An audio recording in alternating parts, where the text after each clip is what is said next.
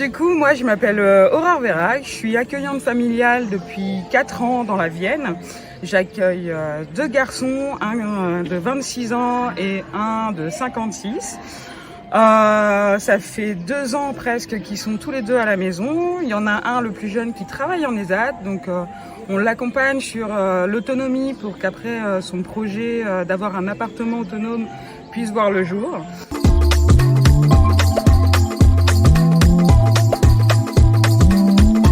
Nous, on bouge beaucoup, on est très dynamique.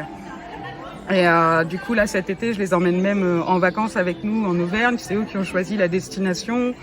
On fait beaucoup de sorties, fête de la musique, des restos, des bowling. Et puis, de temps en temps, on fait des réunions avec d'autres accueillants pour essayer de faire des activités. La dernière fois, c'était restaurant et bowling.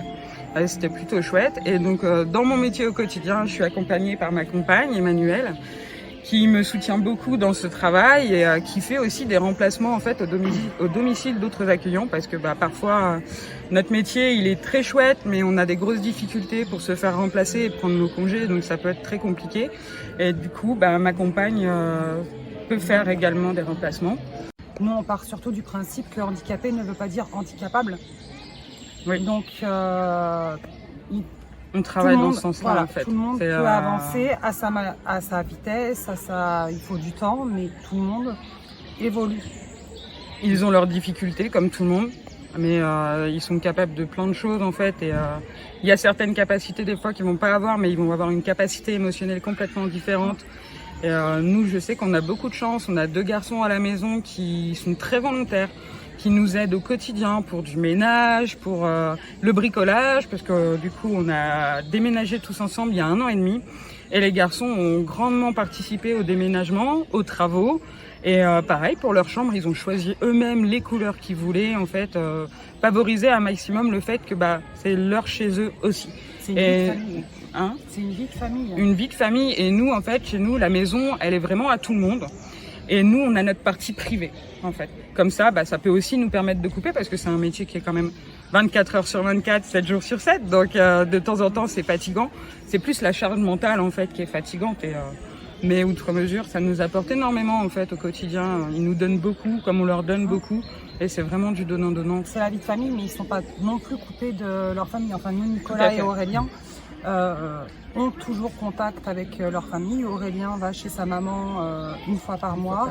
Nicolas va chez une de ses sœurs 2 à 3 fois dans l'année sur plusieurs jours.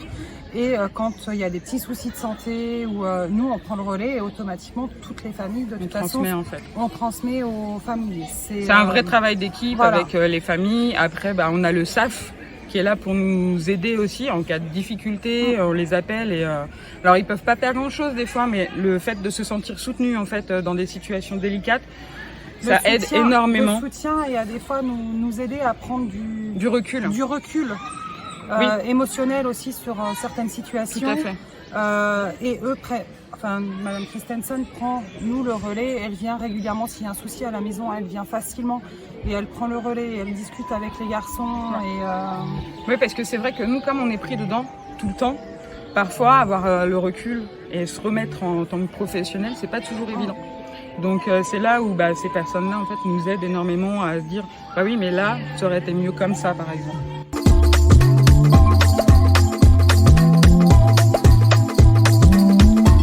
Alors en fait, moi, quand j'avais 18 ans, mon père a passé son agrément et sa voisine cherchait une remplaçante. Moi, tout 18 ans, besoin d'argent de poche, je me suis proposée. Puis j'ai commencé comme ça et je me suis aperçue que ça me plaisait vachement en fait le travail avec les personnes. Donc j'ai décidé de continuer à me former.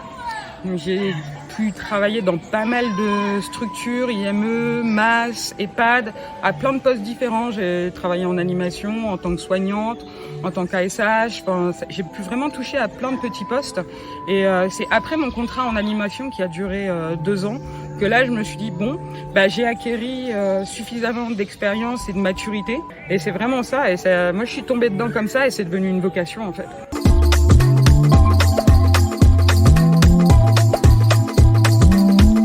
Je dirais lancez-vous parce que c'est une super expérience. Oui, il y a des hauts et des bas comme partout, mais ça reste une super expérience et vous apprendrez aussi sur vous-même.